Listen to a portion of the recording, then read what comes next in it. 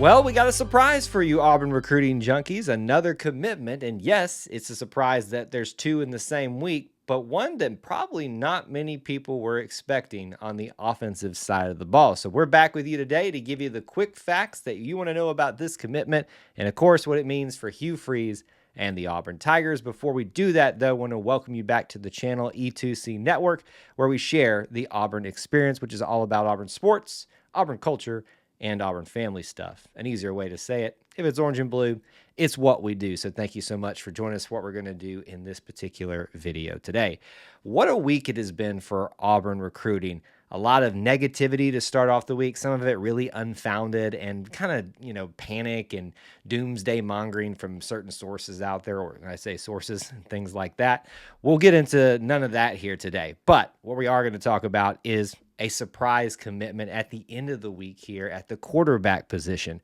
We are talking about brand new to the 2026 class quarterback Peyton Falzone from Pennsylvania. Yes, you heard me correctly. And to be more specific, Nazareth, Pennsylvania, Nazareth High School.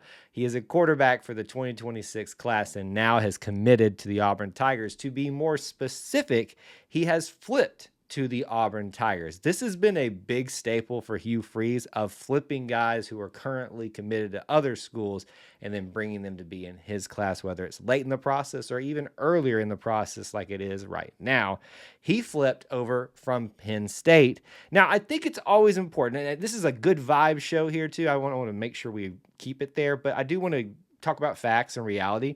When people flip, I kind of considered them an opportunity maybe to flip again, which we've already seen with this guy once before, I guess I should be saying. He was originally supposedly committed to Virginia Tech, then Penn State, and now Auburn. Now, it doesn't feel like a fourth one may be in the cards for him, but hey, it's happened twice before. You never know again. But just to give you the information of where he's been and what's got him to here right now. But the fact that Auburn has flipped somebody from a major program like Penn State is such a big thing. Not that that's a shock in any way, because Auburn does that all the time, but it should continue to show you that Hugh Freeze kind of knows what he's doing if he's getting teams to lose commits that were just in a position to vie to be in a national championship game, especially at a quarterback position, something that's always highly coveted. Let's talk about the angle of just the surprise nature of this. Actually, let me give you some more facts about him real quick. Measurables. He's listed somewhere between 6'4", 6'5", 200-ish pounds, depending on where you look at. So he's a large specimen. This puts him right in the range of Deuce Knight, maybe a little bit taller, I think, than that, a little bit larger. So he's going to have his own kind of unique skill set in the fact of just looking at his measurables and what he potentially will bring to the table, given who may or may not be here next year if he arrives in 2026. So that gives you an idea of what type of quarterback you're getting out there. Let's talk about this surprise nature here. What a week. I mean, this is wild. I'm still trying to wrap my head around this. I know it wasn't the most insane thing that could have happened because Auburn did start recruiting him recently here, offered him at the beginning of June. So it shouldn't shock you that somebody might accept your offer if you put it out there. But I just don't think many people had it on their bingo cards. And if you did, I need to take you to Vegas. And I'm not even a fan or advocating for betting. But what a wild week. That's just odd. Also odd in this is apparently the new pipeline that Auburn is building up into the Midwest, starting with Maryland, St. Francis Academy especially, and then now going even more to the I just can't wrap my head around it. And I don't mean that in a bad way. I just mean it's just wild to just think some of the storylines that are surrounding this. Let me give you some stats from his high school time, his junior season, just so that we can at least give that to you for some information. 2024, he was the Eastern Pennsylvania Conference offensive MVP. He had 146 passes that he completed of 278. 2,135 yards total, 23 touchdowns, and also only had 4 interceptions of that, but also ran the ball very well, over 700 yards, 78 carries for 8 touchdowns there. And he apparently is quite the athlete outside of football, track and field, and tell me if you ever heard this before for a quarterback, swimming and diving too. Just a wild, interesting one to talk about today.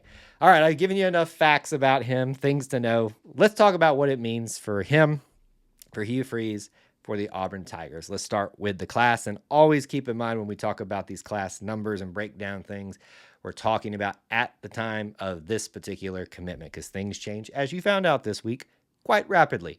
At the time of his commitment, we've got Peyton Falzone bringing the 7th overall commit in the 2026 class. It would make it the 5th offensive commit in the class at this time.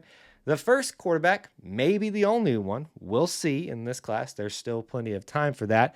And if you even want to break it down even further, just look at where everybody's from in this class. I mean, we've got New Zealand all the way up into Maryland and Pennsylvania and every southeastern state in between. Just wild, man. What a weird class this has been thus far. And I don't mean that in a bad way whatsoever. All right, what does it mean in terms of potential playing time for him? So we got to look at what may be his opportunities when he arrives, assuming he holds his commitment and signs and arrives at Auburn. You're looking at a situation where Auburn's rebuilt its quarterback room. You're probably going to at least see 2 of these guys back. You should anticipate that.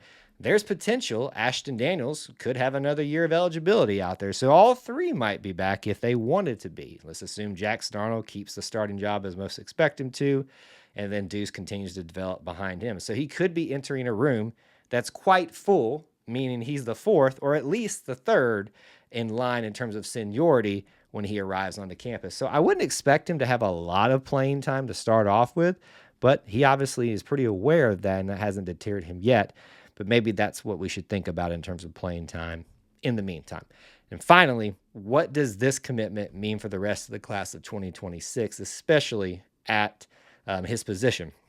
We obviously know they're not done yet, as Trevon Reed would say, because it's only the 7th commitment in the class right now. But quarterback, again, we go back to that discussion of who's here next year with him. Is there going to be a need for another one in the class, or do you go to the transfer portal and find someone that maybe can be kind of a hybrid like a Sam Jackson where he has quarterback experience but can play another position as your 4th one behind him if he's not the 4th one? There's so much that could be at play. We just don't know at this point. But I would say for now, maybe we just kind of table the discussion about future quarterbacks unless something else happens in the meantime. That's going to do it for my facts and things that you should know about this commitment. What a wild one. Let me know your thoughts down there in the comment section below. We'd love to hear from you.